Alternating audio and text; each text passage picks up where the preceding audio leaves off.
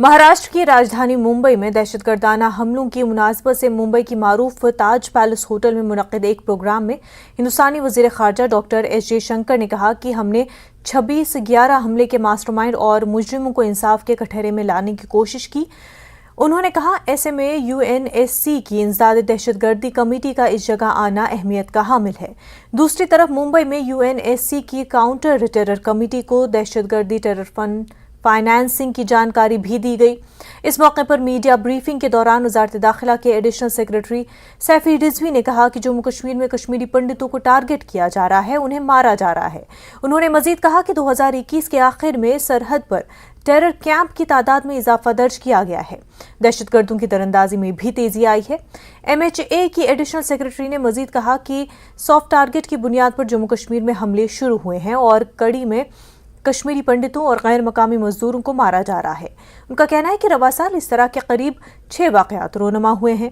वजारत दाखिला ने मजीद कहा कि सरहद पार से ड्रोन के जरिए IED, छोटे हथियार और ड्रग्स भी बेचे जा रहे हैं। So the four things we see since N21, especially in this year: one, as is mentioned, cross-border terrorist camps are rising. Two, the flow of foreign terrorists into JNK. Till about 2-3 years ago, we had maybe a small flow, but now it's much more. About 60 to 70% of the current stock of terrorists available on our records, and followed by the counter-terrorism agencies, it must be about 60 to 70%. Attacks on soft targets have started again. This is a precursor to attacks on hard targets. And migrant workers, poor people just walking on the street, religious minorities, Kashmir Pandits are being killed. 5 or 6 cases have already happened in this year.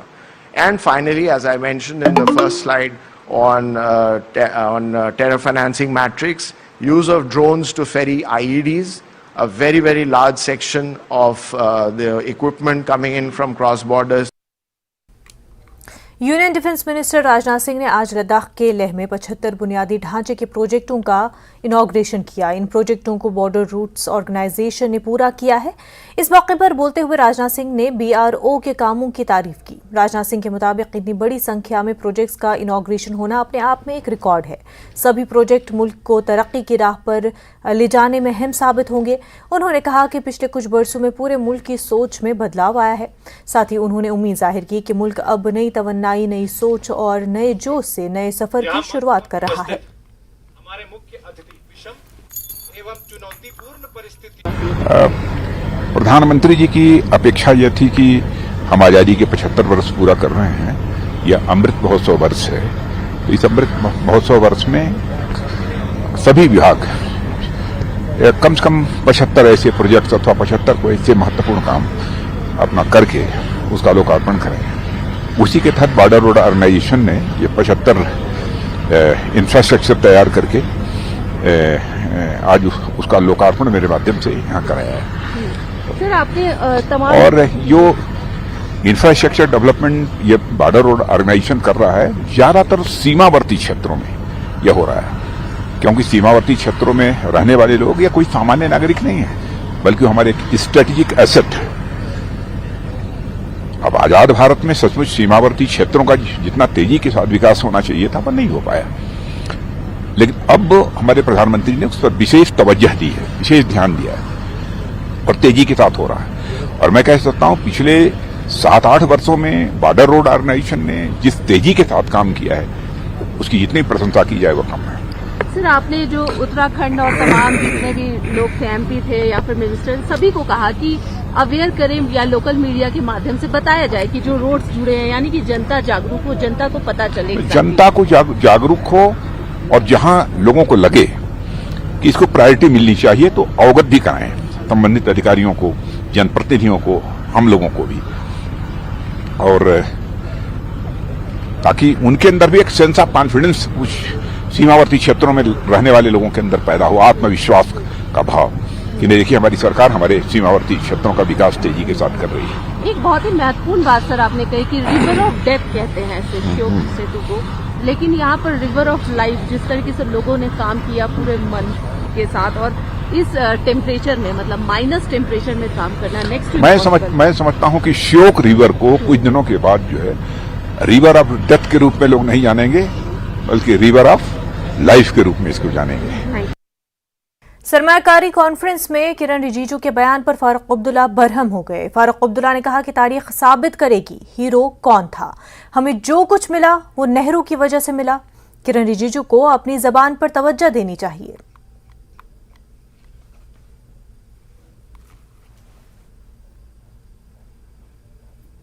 Doctor Farooq Abdullah हमारे साथ हैं। Doctor साहब किरण रिजिजू का कल का बयान, नेहरू ने गलती की, शेख मोहम्मद अब्दुल्ला को बिठा दिया, इस पे जवाब देना है। मुझे कोई जवाब शेख साहब मुझे जवाब नहीं शेख साहब के बदले तो देंगे। बेवकूफों का जवाब नहीं दिया जाता। जी दिल्ली में एक बात करते हैं, यहाँ दूसरी बात करते हैं। तो पहले से एक कहते हैं, नई बात। चिंतन शिविर से खिताब करते हुए पीएम मोदी ने कहा कि मरकजी हुकूमत पूरे मुल्क का एतमाद जीत रही है। वजीर आजम ने कहा कि जम्मू कश्मीर हो या शुमाल मशरिक हो, आज हम हर जगह आवाम का भरोसा जीत रहे हैं। विकास की बहती धारा में तकरीबी कुव्वतें भी हथियार छोड़कर मेन स्ट्रीम में आना चाहती हैं। साथियों, जम्मू कश्मीर हो या नॉर्थ ईस्ट हो, आज हम विश्वास गेन कर रहे हैं। डिस्ट्रक्टिव ताकतों को भी मुख्य धारा में आने का मन करने लगा है। और जब हम विकास उनको नजर आता है, इंफ्रास्ट्रक्चर दिखता है, उनकी अपेक्षाएं पूरी हो रही हैं, तो वे भी अब शस्त्रों को छोड़ करके साथ चलने के लिए तैयार हो रहे हैं। उसी प्रकार से बॉर्डर और कोस्टल एरिया में हमें विकास की ओर देखना होगा। बजट में भी वाइब्रेंट विलेज की बात कही गई है, आपने इस पर सोचना चाहिए। श्रीनगर में सरमायाकारों की तालीम, बेदारी और तहफ़्फ़ुज़ कॉन्फ्रेंस के मौके पर एक नुक्कड़ नाटक और दीगर सकाफती प्रोग्रामों का इनेकाद किया गया। फनकारों ने लोगों को माली फ्रॉड और दीगर मुतल्लिका मसाइल से आगही फराहम की। मुंतज़मीन का कहना है कि माली ख्वानदगी और आगही के प्रोग्रामों को फैलाने से में फोक मीडिया का अहम किरदार है। सकाफती शो का एहतमाम SKICC के पिछले लॉन में किया गया था।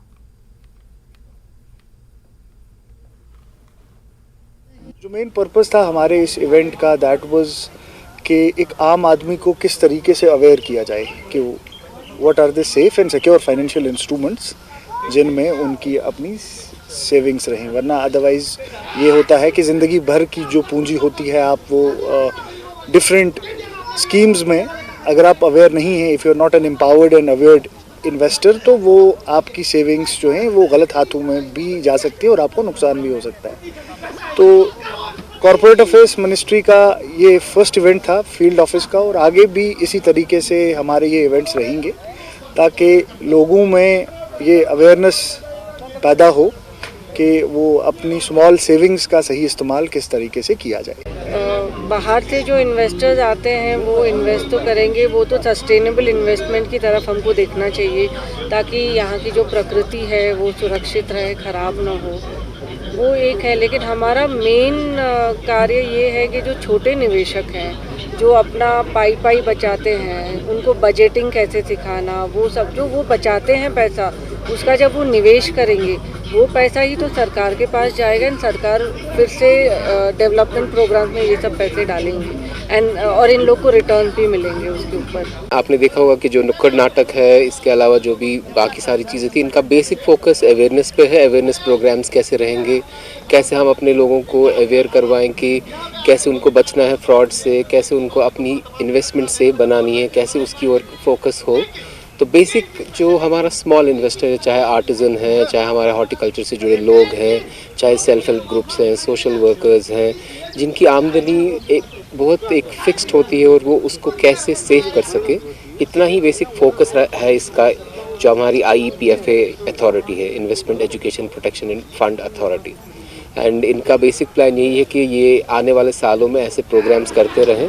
और जो ROC श्रीनगर, यहाँ हमारा ऑफिस स्टार्ट हो गया है कॉर्पोरेट अफेयर्स का, वो मोर एक्टिव रहे और जो हमारे इंडस्ट्रियलिस्ट हैं यहाँ के, हमारे कॉर्पोरेट्स हैं, उनको जितनी मदद हो सके उतनी वो कर सकें। कॉर्पोरेट अमूर के वजीर राव इंद्रजीत सिंह का कहना है कि अमन और तमाम बरादरियों की कोशिशें हिंदुस्तान को विश्व गुरु बनाएगी। उन्होंने श्रीनगर में सरमायाकारों की तालीम से मुतल्लिक आगही और तहफ़्फ़ुज़ कॉन्फ्रेंस के दौरान इन बातों का इजहार किया। देखिए खास report.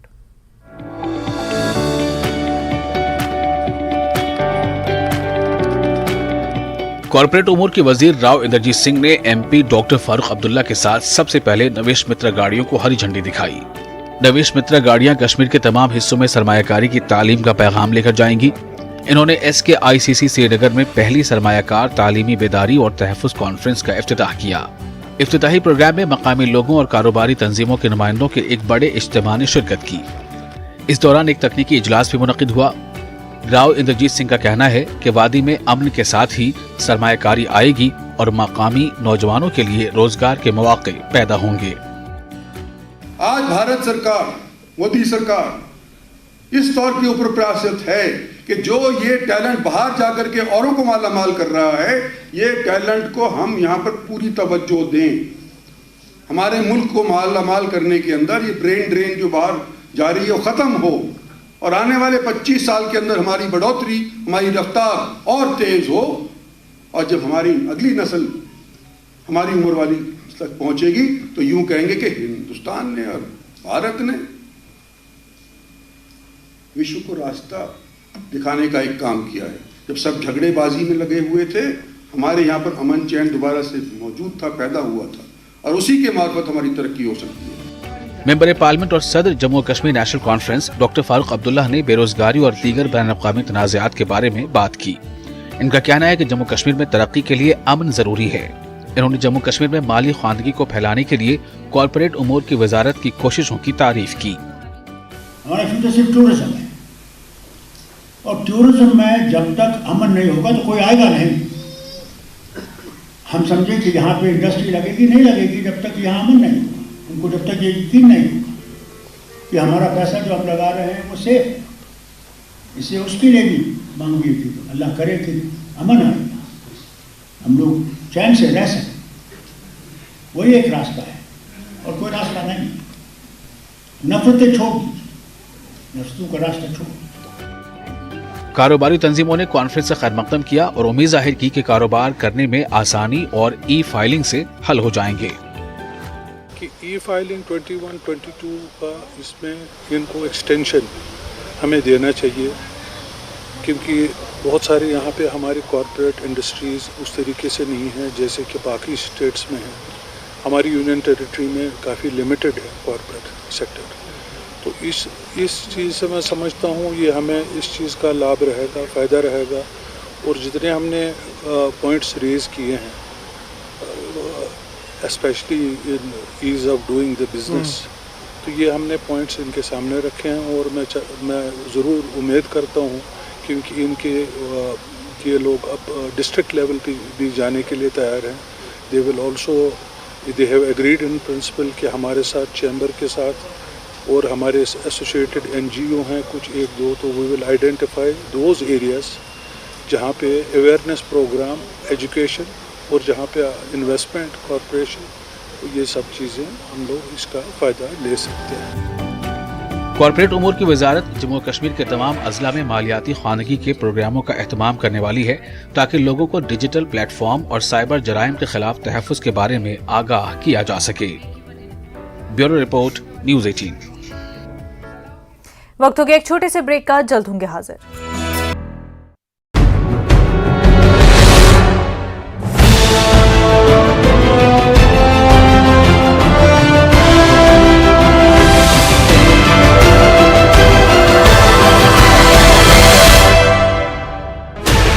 $16 channels, 15 languages, 26 states, 1,200 plus reporters, 67 plus crore viewers. India's largest news network, News 18 Network.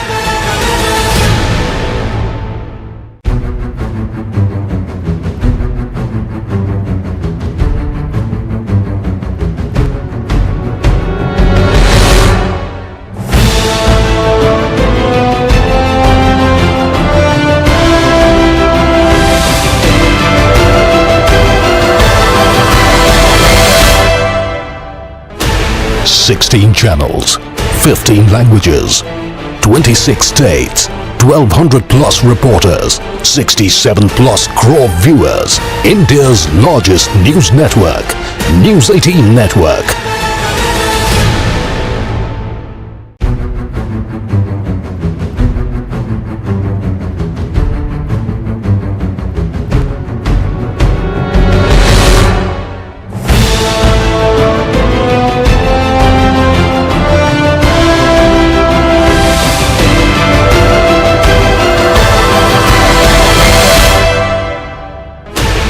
Sixteen channels, 15 languages, 26 states, 1200 plus reporters, 67 plus crore viewers. India's largest news network, News 18 Network.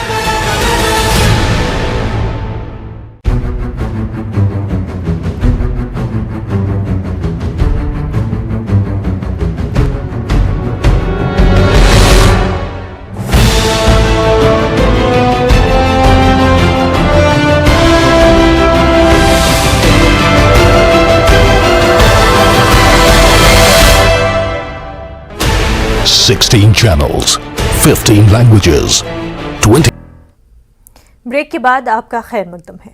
Kashmir में cinema की वापसी के बाद कश्मीर के नौजवानों की अक्सरियत अदाकारी को अपने करियर के तौर पर मुंतखब कर रही है। नौजवान कश्मीर के लिए इलाकाई फिल्म इंडस्ट्री का मुतालबा कर रहे हैं। उनका कहना है कि वादी में सिनेमा, फिल्म शूटिंग, थिएटर्स बनने से उन्हें ज्यादा मौके फराहम हो सकेंगे। जम्मू कश्मीर में इस तरह का माहौल पैदा होने से नौजवानों को फिल्में बनाने के साथ एक्टिंग और हिदायतकारी समेत दीगर सलाहियतों को निखारने का मौका फराहम होगा।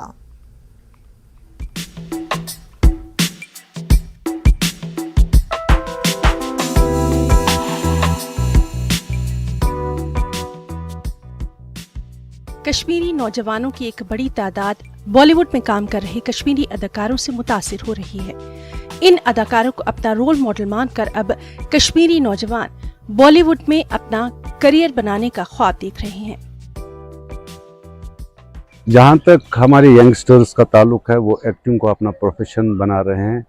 मैं उनके लिए यही एक बात कहूँगा कि स्काई इज़ द लिमिट। जो ये एक्टिंग का फील्ड है, जिस इंसान में जितना दम है, जिसमें जितना टैलेंट है, उसको उतना काम मिलेगा, उसको उतनी कामयाबी मिलेगी। नॉट ओनली एक्टिंग के साथ साथ इस प्रोफेशन में बहुत सारी और भी डिपार्टमेंट्स है, कैटेगरीज है, जिसमें यहाँ का यंगस्टर, यहाँ का यूथ अपना लोहा मनवा सकता है। हर साल बड़ी तादाद में फिल्मी यूनिट्स वादी के खूबसूरत मुकामात पर अपनी फिल्मों की शूटिंग के लिए कश्मीर का दौरा करते हैं। इन फिल्मों में मकामी फनकारों को भी काम करने का बेहतरीन मौका मिलता है। कश्मीर में बॉलीवुड की वापसी से कश्मीर में मकामी फिल्म इंडस्ट्री को कायम किया जा सकेगा। इस ख्वाब को पूरा करने के लिए इलाकाई सिनेमा कश्मीरी फनकारों के लिए वक्त की अहम तरीन जरूरत है। कश्मीर में 90 की दहाई के माहौल को बहाल करने के लिए लोगों की तफरीह के लिए हर साल कम से कम 15 से 10 मकामी फिल्में बनाई जानी चाहिए और कश्मीरी नौजवान अदाकारों को इन फिल्मों का हिस्सा बनाया जाना चाहिए।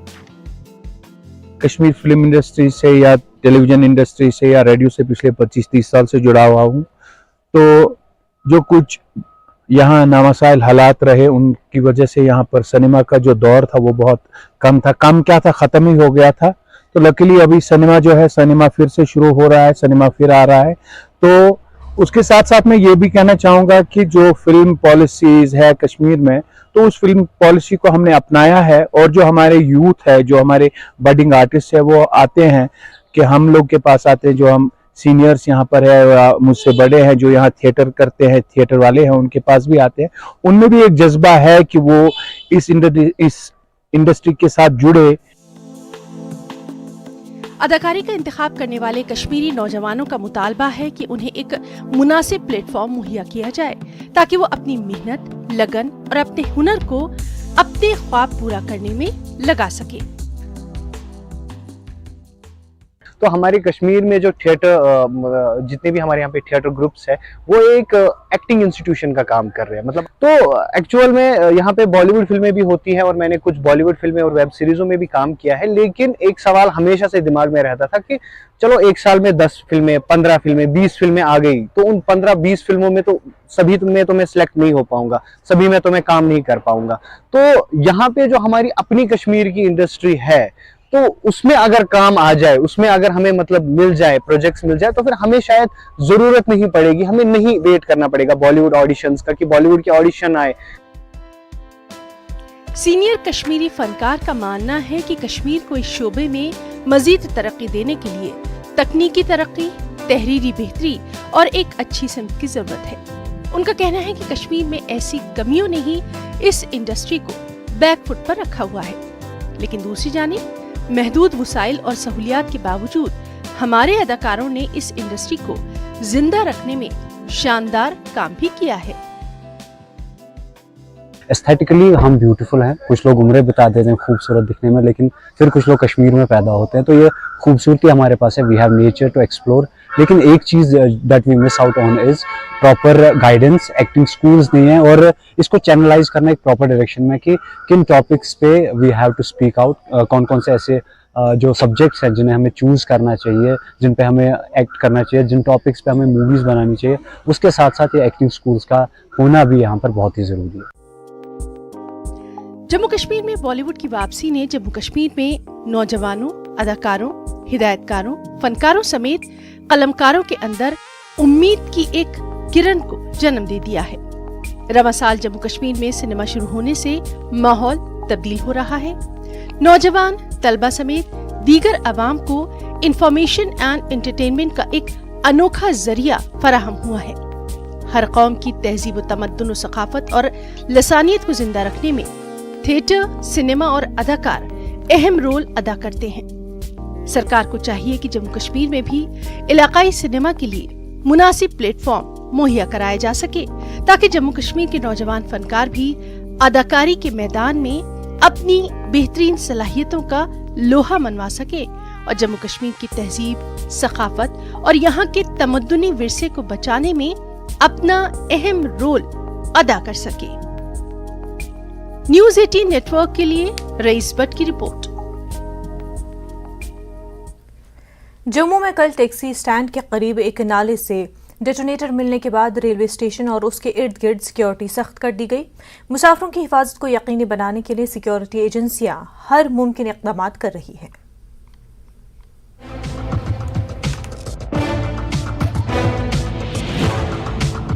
पूरे जम्मू में सिक्योरिटी बढ़ा दी गई है। मुख्तलिफ हसास मुकामात पर तैनात सिक्योरिटी एहलकारों को हिदायत दी गई है कि वो किसी भी शख्स की मुश्तबा नकलो हरकत और मुश्तबा चीज़ों पर पूरी कड़ी नजर रखें।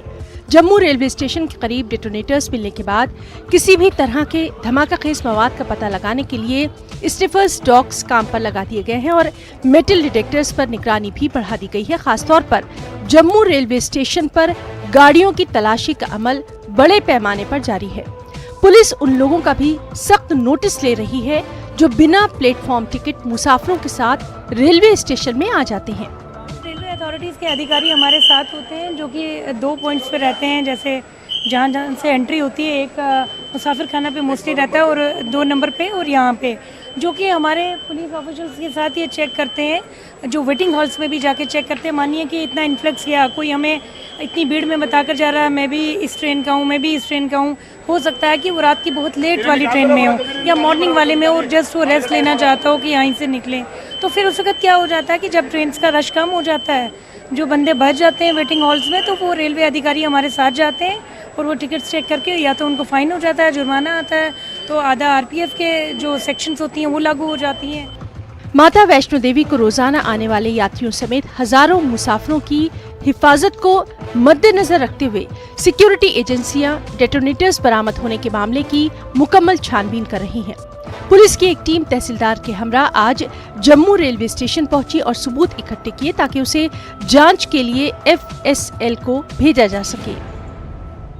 तो अब सिक्योरिटी पॉइंट ऑफ व्यू से ये चेकअप कर रहे हैं आगे पीछे कहीं ऐसा कोई और तो नहीं है कुछ, तो इसको जो मटेरियल जो इन्होंने लिया है, क्या मटेरियल है, उसको जो FSL में भी भेजेंगे, उसका एक्सपर्ट्स देखेंगे इसमें किस टाइप का ये मटेरियल था।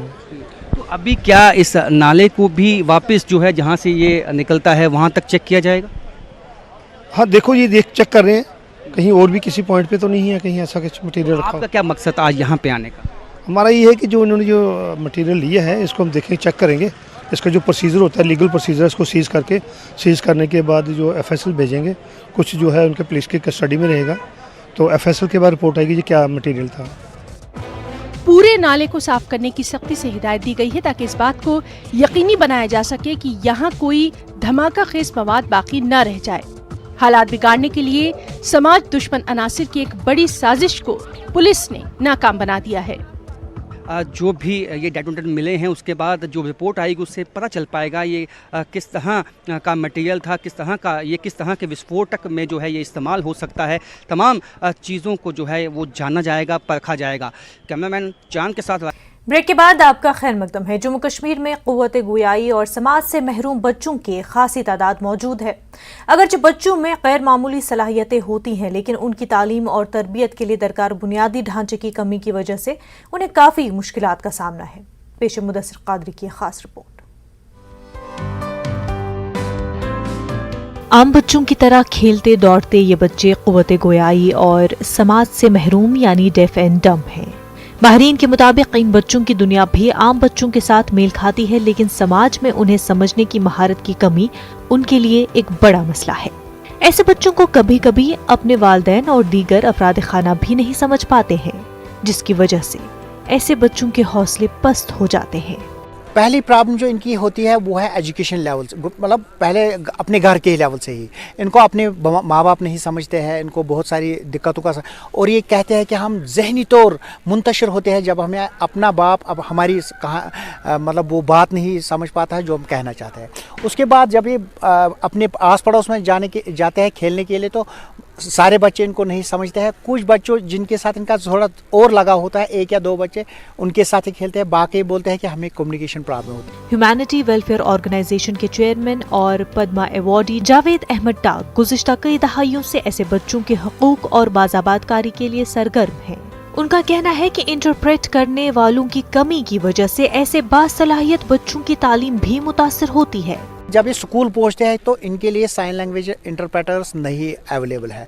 जब साइन लैंग्वेज इंटरप्रेटर्स अवेलेबल नहीं है तो इनकी सिर्फ इंटीग्रेशन होती है, मतलब ये एक्सक्लूड हो जाता है, इंक्लूजन नहीं होता है। और ये मतलब अपने लेवल से जो इनकी इंटेलिजेंस लेवल है इससे बहुत कम ये करते हैं, परफॉर्म करते हैं, क्योंकि जब ये इनको पता ही नहीं चलता है कि टीचर क्या बोल रहा है, क्या लिख रहा है, किस मौजू पे ज़्यादा बात चल रही है। प्राइम मिनिस्टर ऑफ इंडिया ने ये भी ऐलान कर दिया कि हम रजिस्टर करेंगे इस ज़बान को जो साइन लैंग्वेज ज़बान है, जैसे हिंदी, इंग्लिश, बाकी ज़बान है। अगर वो जल्दी हो जाता तो इनके लिए माँ के और ज़्यादा बनते। बिजबिहाड़ा में मुनक्किदा हालिया स्पोर्ट्स फेस्टिवल में क़ुव्वत गोयाई और समाज से महरूम बच्चों ने अपनी सलाहियतों का भरपूर मुजाहिरा किया। ऐसे में मुतल्लिकीन का मानना है कि इन बच्चों को खेलों की जानिब राग़िब करने के लिए भी इक़दामात उठाने चाहिए। जम्मू कश्मीर में ऐसे बच्चों के लिए ख़ुसूसी तवज्जो की अशद ज़रूरत है। ऐसे बच्चों के साथ जो स्पेशली एबल्ड बच्चे हैं, इनके साथ पहले इनके साथ कम्युनिकेट करना, फिर इनको किसी खेल के मैदान में लाना, इनके अंदर का जो टैलेंट है उसको उभारना है, ये बहुत बड़ी कोशिश। इन बच्चों के टैलेंट को बाहर लाने के लिए बहुत ज़्यादा कोशिश की ज़रूरत है। इसके लिए बहुत ही सब्र की ज़रूरत है और ये बहुत ही सब्र आज़मा काम है। जो स्पोर्ट्स काउंसिल या स्पोर्ट्स डिपार्टमेंट जो है वो इन बच्चों को थोड़ा सा इग्नोर कर रहे हैं, इन पर नज़र ज़्यादा नहीं है। हम चाहते हैं कि वो हर डिस्ट्रिक्ट में, हर ज़िले सतह पे ये गेम्स और इन बच्चों के लिए नॉन डिसेबल स्पोर्ट्स स्टार्ट करें। इन बच्चों में काफ़ी टैलेंट है और काफ़ी ज़रूरत है कि अगर हम इस टैलेंट को दिखाएंगे ये नेशनल इंटरनेशनल लेवल के प्लेयर्स बन जाएंगे। हमारे हिंदुस्तान में पिछले 2 साल से ये एक चलन रहा कि जो पैरा ओलंपिक्स है, जो नॉर्मल ओलंपिक्स से अलग है, जो पहले डिसेबल पर्सनस की ओलंपिक्स रहती है, उसमें ज़्यादा गोल्ड मेडल और सिल्वर मेडल पैरा ओलंपिक्स से हासिल हुआ है। हमारा भी गोल वही है कि इन बच्चों को हम वही रास्ता दिखाएं। आदाद-ओ-शुमार के मुताबिक हिंदुस्तान में 63 मिलियन अफराद समात के मसाइल से दोचार हैं, जबकि जम्मू कश्मीर में 45,011 अफराद समात और गोयाई से महरूम हैं। डोडा जिले के 2 गांव, दादखाई और पुंछ जिले के पातालकोट गांव में 80% आबादी क़ुव्वत गोयाई और समाज से मुतासिर है। ऐसे में इन अफराद की बाज़ाबादकारी के लिए सरकारी और इनफरादी सतह पर इक़दामात उठाने की बेहद जरूरत है। जम्मू कश्मीर में ऐसे बच्चों के लिए एजुकेशन, स्पोर्ट्स समेत दीगर अहम सेक्टर्स में न के बराबर काम किया गया है। उम्मीद है कि सरकारी और गैर सरकारी इदारे इन बच्चों के लिए एजुकेशन और दीगर शोबों में इक़दाम उठाकर अपना अहम रोल अदा करेंगी। Bureau report, news 18, Jammu Kashmir, Ladakh. Government girls higher secondary school Magam में गवर्नमेंट के समग्र शिक्षा जम्मू कश्मीर और अलमको ऑर्गेनाइजेशन के बाहमी इशराक से जिस्मानी तौर खास बच्चों के जिस्मानी तशखीस के लिए कैंप का इनेकाद किया गया। इस कैंप में जोन घाग, मागाम और नारबल के बच्चों का जिस्मानी तशखीस किया गया। इस मौके पर चीफ एजुकेशन ऑफिसर बडगाम और दीगर आला अफसरान मौजूद थे। काफ़ी तादाद में बच्चों की जिस्मानी तशखीस की गई और बाद में इन बच्चों को मेडिकल एड और दीगर साजो सामान फराहम किया जाएगा ताकि ये बच्चे आम बच्चों की तरह तालीम हासिल कर सकें और समाज में आम बच्चों की तरह जिंदगी गुजार सके। वहीं बच्चों के वालिदैन ने इस कैंप पर सरकार का शुक्रिया अदा किया। साइन बच्चे रोजमर्रा बच्चन मन ट्रीटमेंट ये मिलान वारिया कि मतलब गवर्नमेंट मतलब कैंप युस अम बच्चन सान देखभाल गसान यह वारिया असल। बहुत सारे बच्चे यहाँ पे आए हैं, इनकी मुख्तलिफ़ किस्म की डिसेबिलिटीज़ हैं। इस कैंप का ऑर्गेनाइज करने का यही मकसद है कि हम इन बच्चों को यहाँ जो एक्सपर्ट्स हमारे साथ आए इल्मको से जो आए हैं वो उनको असेसमेंट करते हैं और इनके लिए एड्स अप्लायंसेस रिकमेंड करते हैं। हमारा समागा कंपोनेंट है, हम इसके तहत ये जो स्पेशली एबल्ड चिल्ड्रन हैं इनके हमने सर्वे की है। तो हमारे इस वक्त पूरे डिस्ट्रिक्ट में करीबन 2000 के ऐसे बच्चे हैं जो स्पेशली एबल्ड हैं, जो यहाँ पर उनको कोई ना कोई हैंडीकैपनेस है। तो आज हम इनके लिए विजुअल इम्पेयरमेंट को छोड़कर बाकी जो डिसेबिलिटीज़ हैं, जिनका लोकोमोटरी आर्ट डिसऑर्डर्स हैं, हियरिंग इम्पेयरमेंट है, स्पीच इम्पेयरमेंट है, उनके लिए हम उनको वहाँ प्रेस्क्राइब करते हैं कि उनको उनसे हम वो एड्स दे देंगे ताकि वो स्कूल आ जा सके। और आज़ादी का अमृत महोत्सव के सिलसिले में बीएसएफ ने जम्मू के बागे-बहू में एक बैंड शो का एहतमाम किया और इस मौके पर लोगों की बड़ी तादाद मौजूद थी जिन्होंने बीएसएफ के जवानों की तरफ से बजाई गई मौसीकी को सराहा भी। इस मौके पर हुब्बुल वतनी के जज्बे से सरशार मौसीकी से लोग झूम उठे। न्यूज़ 18 से बात करते हुए बीएसएफ के सीनियर ओहदेदार कमल रावत ने कहा कि इस बैंड शो के इनेकाद का मकसद लोगों को बीएसएफ के करीब लाना है।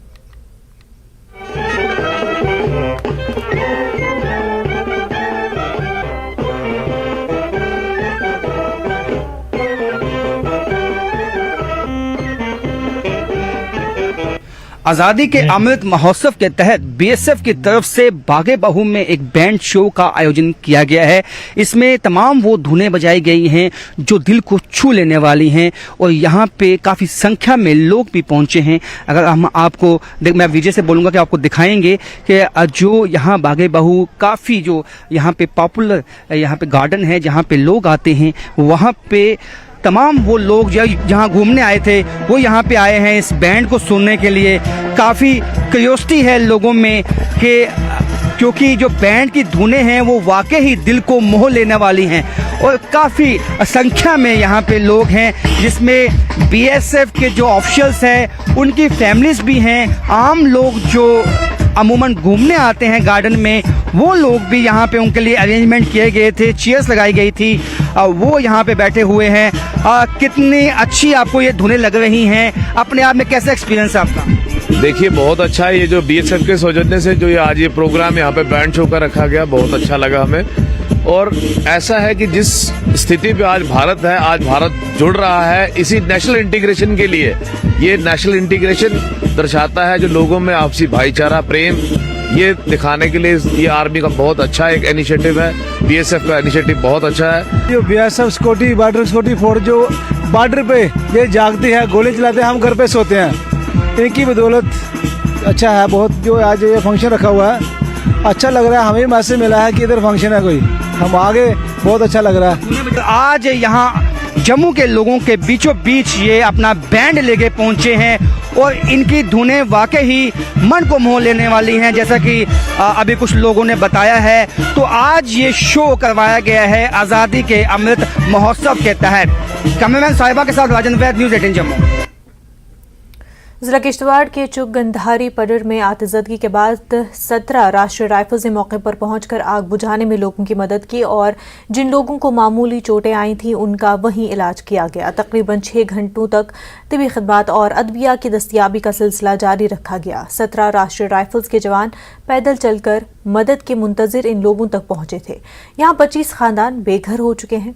17 आरआर पुलिस और इंतजामिया ने 80 से 85 लोगों को यहां आग से बहिफाजत बाहर निकाला। खुशकिस्मती से किसी जानी नुकसान की कोई खबर नहीं है, लेकिन लाखों का माली नुकसान हुआ है। किश्तवाड़ जिले के इस सदी इलाके चुग में मुतासरीन के लिए इमदादी सामान पहुंचाया जा रहा है। राष्ट्रीय राइफल्स के जवानों को तकरीबन 15 से 20 किलोमीटर पैदल सफर करना पड़ा। हम आपको फिर एक बार बता दें कि चुग, इश्तियारी और गंधारी पडर किश्तवाड़ में कल रात आग लगने से 25 मकानात जलकर खाकसर हो चुके हैं। ये जिला किश्तवाड़ का सरहदी गांव है और ये रियासत हिमाचल प्रदेश की सरहद से मुतसिल है। इसमें 22 फैमिलीज के घर जो हैं वो जल गए हैं और उसमें लकीली किसी भी लाइफ या लाइफ स्टॉक की हानि नहीं हुई है, लॉस नहीं हुआ है और सभी लोगों को सेफली रेस्क्यू कर लिया गया है। उसके अलावा रेड क्रॉस का जो रिलीफ मटेरियल है वो हम लोगों ने यहाँ से रवाना कर दिया है। साथ साथ जो भी मॉनेटरी असिस्टेंस और बाकी रिलीफ मटेरियल है वो भी हम। इसमें आग लगने की वजह अभी तक नहीं सामने आई है, लेकिन जो नंबर ऑफ पीपल जिनको रेस्क्यू किया गया है वो 80 से 85 के बीच में है, जो इन 22 फैमिली के मेंबर्स हैं। अभी एज एन इमीडिएट रिलीफ हम लोगों ने इनके लिए वार्म क्लोथिंग और ब्लैंकेट्स भेजे हुए हैं। उसके साथ साथ जिनको भी हाउसेज अभी जले हैं अंडर SDRF हम लोग रिलीफ प्रोवाइड करेंगे for reconstruction of their houses. अल्लाह का लाख लाख शुक्रिया है कि जानें बच गई, तो इसलिए मैं एडमिनिस्ट्रेशन और किश्तवाड़ एडमिनिस्ट्रेशन से गुजारिश करूंगा कि फौरी तौर पे उनकी मदद की जाए और उसके साथ साथ ये जो रेड क्रॉस के ज़रिए और किश्तवाड़ में जितने भी NGOs हैं और बाहर के NGOs हैं उनसे भी मेरी मुल्ज़माना गुजारिश अपील है कि इनकी पूरी मदद की जाए ताकि विंटर सीज़न जो बर्फ़ पड़ने वाली है इससे कबल उनकी मदद हो सके और उनको छपने के लिए कहीं जगह बन सके। आज डिस्ट्रिक्ट कोर्ट जम्मू में आम शहरियों के लिए 2 अलग अलग खदमात का इफ्तिताह किया गया। चीफ जस्टिस अली मोहम्मद मागरे ने इस अदालत में ई-फिलिंग के हेल्प डेस्क काउंटर का इफ्तिताह किया और national service and tracking of electronic processes application भी लॉन्च की गई। इस मौके पर जस्टिस संजीव कुमार भी मौजूद रहे। चीफ जस्टिस ने लीगल एड डिफेंस काउंसिल के दफ्तर का भी इफ्तिताह किया, जो डिस्ट्रिक्ट लीगल सर्विसेज अथॉरिटी के ज़ेर निगरानी काम करेगा। इसी बीच यहाँ अफसरान भी मुकर्रर कर दिए गए। अनिल शर्मा को चीफ डिफेंस काउंसिल और ए शत्रु कोहली को असिस्टेंट डिफेंस काउंसिल का ओहदा दिया गया। के दिन honourable chief justice high court of Jammu and Kashmir जो है वो यहाँ डिस्ट्रिक्ट कोर्ट जम्मू में तशरीफ़ आवर हुए। उन्होंने यहाँ पे लीगल एड डिफेंस काउंसिल का एक सिस्टम जो है रिसेंटली गवर्नमेंट ऑफ इंडिया और ऑनरेबल सुप्रीम कोर्ट ने इंट्रोड्यूस किया है, उसका इनाग्रेशन किया और इस सिस्टम के तहत उन लोगों को जिनको एक्सेस टू जस्टिस जो है टाइमली नहीं मिल पाता है या जो गरीब लोग हैं, डाउन ट्रोडन लोग हैं, उनके लिए जो है गवर्नमेंट ने एक किस्म का या मानिए कि एक वकील जो है उसको तैनात किया है जो उनकी तरफ से हर कोर्ट में क्रिमिनल केसेस जो हैं उनकी पैरवी करेगा। तो ये एक जुडिशल हिस्ट्री में एक हिस्ट्री इटसेल्फ है कि आज के दिन एक नया बाब या नया चैप्टर जिसको बोलेंगे वो उसका आगाज़ हुआ।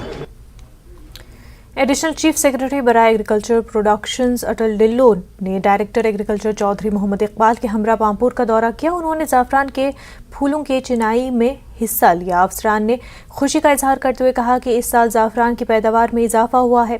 उन्होंने बताया कि किसानों के लिए स्पाइस पार्क में तमाम इंतजाम किए गए हैं। ये आज का दौरा था ये सैफरन फील्ड्स में देखने के लिए कि इस साल की फसल कैसी है। तो मुझे ये जानकर बड़ी खुशी हुई कि इस साल टाइम पर बारिश पड़ने की वजह से और किसानों की मेहनत की वजह से फसल काफ़ी अच्छी हो रही है। 2 पिकिंग्स हो गई हैं और आगे और 2 पिकिंग्स भी होने की उम्मीद है जल्दी 15 नवंबर तक। तो ये कहा गया मुझे कि इस साल की जो फसल है ये पिछले सालों के मुकाबले में अच्छी है और डिपार्टमेंट ने जहाँ तक जो इसने रोल अदा किया है वो एक सैफरन पार्क कायम की है जहाँ पर इसकी प्रोसेसिंग होती है, GI टैगिंग होती है और ऑनलाइन इसकी सेल होती है, जिसकी वजह से जो इसका मुनासिब रेट हो वो फार्मर को उसके अकाउंट में मिलता है। और इसमें परचेज़र जो बायर्स हैं वो बाहर के भी हैं, काफ़ी फॉरेन कंट्रीज़ के भी पाए।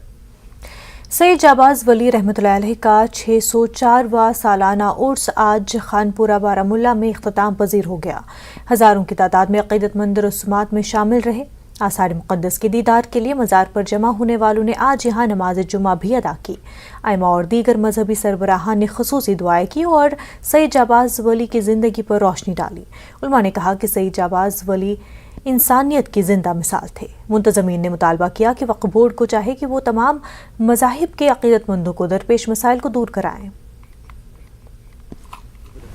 आज हज़रत सईद मोहम्मद जानबाज वली रहमतुल्लाह अलैह का 604 साला उर्स आज खानपुरा बारामुल्ला में बहुत ही अक़ीदत व एहतराम से मनाया गया। और आज का ये आखिरी जो ये जुमा था, इख्तितामी जो तकरीब थी यहाँ पर, आज यहाँ पर 5 वक्त ज़ियारत में तबरुकात की 5 वक्त नमाज़ों के बाद तबरुकात आलिया की ज़ियारत कराई जाती है और फजर और नमाज जुमा पर तबरुकात की निशानदेही की। इन तबरुकात में हज़रत सईद मोहम्मद जानबाज वली रहमतुल्लाह अलैह का कुलैश शरीफ और शान शरीफ, जिसको हम कंगे शरीफ भी कहा जाता है, और काफ़ी दूर दराज इलाकों से यहाँ पर आज ज़ायरीन आए जो इन तबरुकात से फैज़याब हुए। यहाँ पर हज़रत सईद मोहम्मद जानबाज वली ईरान के मशहूर शहर इस्फान से यहाँ वारिद हुए और ये उस वक़्त बदशाह साहब की हुकूमत थी। यहाँ जिला कुपवाड़ा के सरहदी इलाके केरन में मवासलाती निज़ाम न होने की वजह से लोगों को मुश्किलात का सामना है। ये इलाका लाइन ऑफ कंट्रोल में आता है और बर्फबारी के दिनों में ये इलाका महीनों डिस्ट्रिक्ट हेडक्वार्टर से कटा रहता है। यहाँ मवासलात के लिए मोबाइल टावर नस्ब किए जाने पर लोग खुश हो गए थे, लेकिन लोगों का फ़ोन नहीं चलता है और ना ही इंटरनेट से वो फ़ायदा उठा सकते हैं। ऐसी सूरत हाल के चलते स्कूली बच्चे, बुजुर्ग जवान इंतज़ामिया से नाला हैं। उधर डिप्टी कमिश्नर कुपवाड़ा डॉक्टर सागर ने बताया कि टेलीकम्युनिकेशन अथॉरिटी से वो ये मामला उठा रहे हैं ताकि मवासलाती निज़ाम बहाल हो सके। अब ये उम्मीद की जा सकती है कि लोगों के मुश्किलात का इंतज़ामिया संजीदा नोटिस ले। हाई सेकेंडरी स्कूल की स्टूडेंट हूँ, मेडिकल स्टूडेंट हूँ। हमारा गूगल भी हमारे टीचर है, हमारा यूट्यूब भी हमारे टीचर से। जैसे आपने देखा है टावर है, पर उस टावर का हमें कोई भी फ़ायदा नहीं है। जैसे हमें यहाँ पे नेटवर्क की बहुत ज़्यादा ज़रूरत है। हमें यहाँ पे कुछ ऐसे डाउट्स होते हैं जो सिर्फ नेट पे ही क्लियर हो सकते हैं। जैसे आपने देखा है वैली के बच्चे हमसे बहुत ज़्यादा आगे हैं। वो कुछ ऐसे डाउट्स हैं जो अपने मोबाइल पे पढ़ते हैं, ऑनलाइन क्लासेस लेते हैं। जो हम बच्चे, हम केरन स्कूल के बच्चे हैं, हमें इस चीज़ की कुछ भी फैसिलिटी नहीं है। हम कोई फॉर्म भरते हैं या हमारे एग्ज़ाम का डेट निकलता है, हम घर में बैठे रहते हैं, हमारा पीछे से एग्ज़ाम हैंडल हो जाता है। या कोई फार्म निकलता है, फार्म से गवर्नमेंट जॉब के लिए हम घर में बैठे हैं, फार्म की डेट खत्म हो जाती है सर। इसलिए आपकी माध्यम से न्यूज़ 18 की माध्यम से मैं रिक्वेस्ट करता हूँ, गुजारिश करता हूँ गवर्नमेंट से कि यहाँ के जो टावर लगाए गए हैं उनको या अच्छे तरीके से ठीक कर दिए जाए, यहाँ से या तो यहाँ से हटा दिए जाए। कह रहे हैं बस टावर यही है कि टावर यहाँ पर लगे हैं, मंडिया में लगा है एक टावर, दूसरा पात्रों में, लेकिन फ़ोन तो जाते नहीं, यहाँ से कोई फंक्शन है ही नहीं, वो फ़ोन बिल्कुल नहीं जा रही है यहाँ से।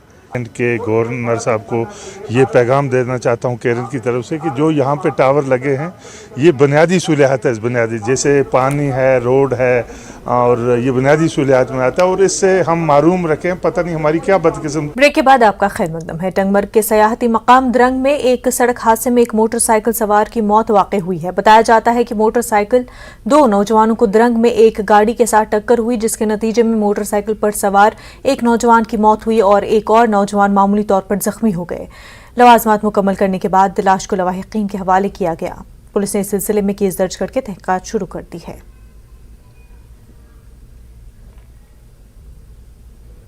जैनपुरा शोपियां रोड पर मैगडम बिछाने का काम आखिरी मरहले में पहुंच चुका है। सड़क की हालत बेहतर बनाने का देरेना मुतालबा पूरा होने पर मकामी वकील खुश हैं और यहां जारी कामों के मयार पर इजहार इत्मीनान करते हुए यूटी इंतजामिया से इजहार तशक्कुर किया है। ताहम मकामी लोगों का मुतालबा है कि सड़क के दोनों तरफ कंक्रीट से ड्रेन सिस्टम बनाने की ज़रूरत है ताकि सड़क पर पानी जमा न हो, क्योंकि पानी सड़क के लिए बहुत तबाहकुन है।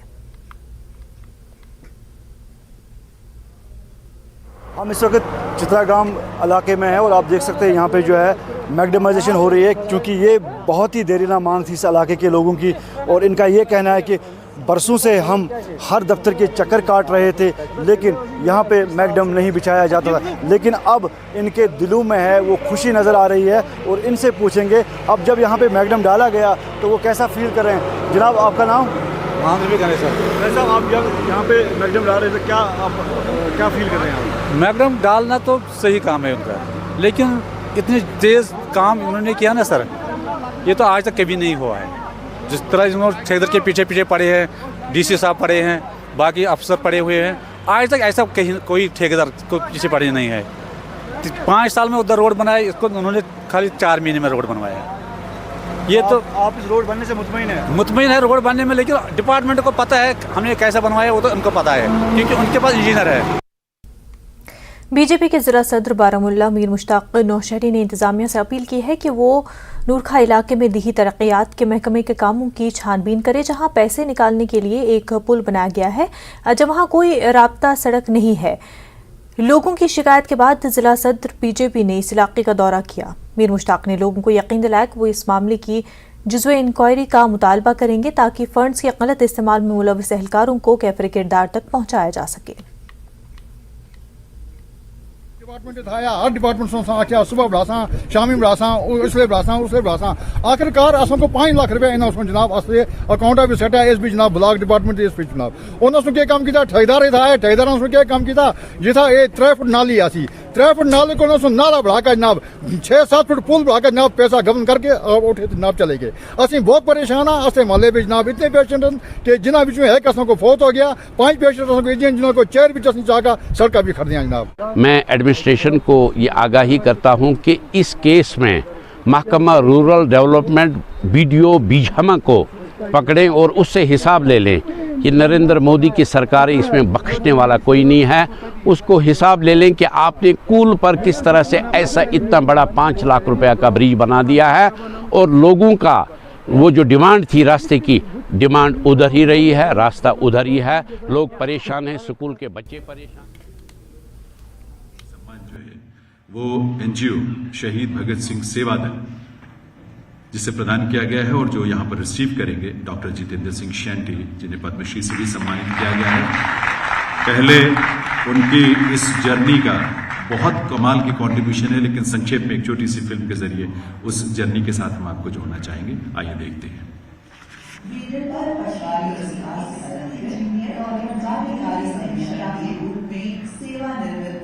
स्वर्गीय पंडित प्रेमनाथ पटवारी जी के सबसे बड़े पुत्र हैं, पर डॉक्टर जितेंद्र जी ने अपने मजबूत इरादे और निष्पक्ष भाव रखते हुए समाज सेवा को एक नया आयाम दिया है। इनकी संस्था SPSSD में शव वाहन एम्बुलेंस सेवा, मरीजों को अस्पताल पहुंचाना, शवों को निःशुल्क शव वाहन द्वारा संस्कार के लिए ले जाने जैसी कई अन्य सेवाएं निःशुल्क रूप से दी जाती हैं। कोविड महामारी के समय की गई इनकी निष्काम सेवा जन जन के लिए एक नई मिसाल बन चुकी है। इनकी सेवाओं को देखते हुए भारत सरकार ने श्री जितेंद्र सिंह शेट्टी जी को। आप देख रहे थे दिल्ली में जारी हार्मनी इंडिया अवार्ड्स। आगे बढ़ते हैं। जिला उधमपुर के ब्लॉक घोडी की सुलघर पंचायत में back to village phase 4 programme मुनक्किद किया गया। आवाम बढ़ चढ़कर ऐसे प्रोग्रामों में हिस्सा ले रहे हैं और सरकारी अफसरान की जवाबदेही के लिए राह हमवार हुई है। लोगों ने उनकी शिकायत और मुतालबात की सुनवाई के लिए इस तरह के नज्म कराने पर हुकूमत की सताइश की। असिस्टेंट इंजीनियर और नामजद विजिटिंग ऑफिसर अतुल सरदालिया ने पंचायत घर सुलघर में बैक टू विलेज इजलास मुनक्किद कराया। ब्लॉक डेवलपमेंट काउंसिल चेयरपर्सन आरती शर्मा ने अपने खुतबे इस्तकबालिया में ब्लॉक घोडी के मसाइल और तरक्याती कामों पर रोशनी डाली। जनता भी काफ़ी इंटरेस्टेड रहती है कि काफ़ी लोग यहाँ पे आते हैं और उसका हमने 2 बार पहले भी डिमांड चार्ट भेजा था और उसमें से हमारे मैक्सिमम काम जो है वो पूरे हो गया है और जो काम पूरे हो गया है उसके लिए मैं सरकार का अपनी ओर से बहुत बहुत धन्यवाद करता हूं और आशा करता हूं कि ऐसा ही जो 4th फेज में भी हमारे जो काम होंगे तो उसमें भी हमारे 1-2 काम निकल आएंगे, वो मुझे पूरी उम्मीद है। डेवलपमेंट का एक अलग ही हमें देखने को मिल रहा है कि हर जगह पे डेवलपमेंट है। छोटे छोटे लोगों के काम हो रहे हैं, जैसे पानी, बिजली, जैसे हमारे किसानों के लिए ये सब हमारे लेबर कार्ड, हमारे ई श्रम कार्ड। ये पहली सरकार है माननीय प्रधानमंत्री श्री नरेंद्र भाई मोदी जी की सरकार है जिन्होंने ये बैक टू विलेज शुरू किया और उसके बाद जो हमारे गरीब लोगों के जो मसले मसाइल थे, जो प्रॉब्लम थी, वो हल